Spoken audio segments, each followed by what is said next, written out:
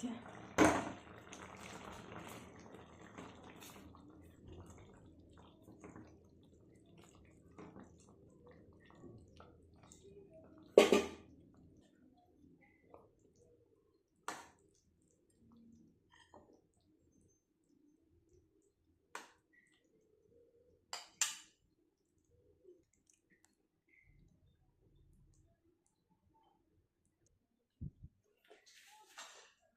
guys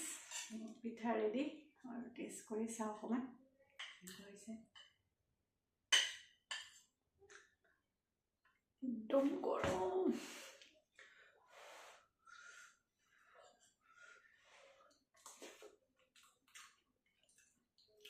ঠাণ্ডা হ'লে বেছি ভাল লাগিব মই এতিয়া ৰাতি বনাইছোঁ আজি কালি ৰাতিপুৱা খাবলৈ বেছি ভাল লাগিব কেলে গুড়টো পিঠাত ধুনীয়াকৈ ৰাতি ঠাণ্ডা হোৱাৰ পিছত গুড়টো ভিতৰত সোমাই যাব যেতিয়া গুড়ৰ ৰসবিলাক ভিতৰত সোমাই যাব আৰু ৰাতিপুৱা ঠাণ্ডা হ'ব যেতিয়া গুড়টো বেছি ভাল মানে হৈ যাব পিঠাখিনি আৰু তেতিয়া পিঠাটো খাবলৈ বেছি টেষ্টি লাগিব বহাগ বিহু যেতিয়া আহে আমি এই পিঠাটো বনাওঁ লাওৰ আৰু এতিয়া মানে কি লাওৰ ছিজন পানীলাওৰ ছিজন কোমল কোমল পানীলাও বুঢ়া হ'লেও অকণমান গুটি হ'লেও লাওটো বনাব ভাল লাগে বনাব পাৰি কিন্তু কোমল হ'লে আৰু বেছি ভাল লাগে তো আপোনালোকে এনেকৈ খাব বিৰাটেই ভাল হেল্ডি হয় পানীলাওটো বহুতেই ভাল খাবলৈ আমাৰ নিজৰ শৰীৰৰ কাৰণে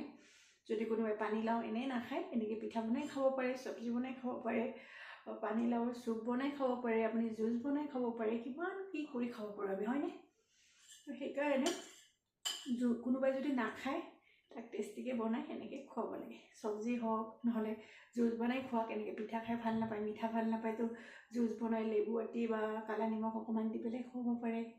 পদিনা দিব পাৰে তাত কিমান ভাল লাগে আমাৰ কিমান মানে কি এটা বস্তু কিমান ৰেচিপি আমি বনাব পাৰোঁ হয়নে ভাবিছিলে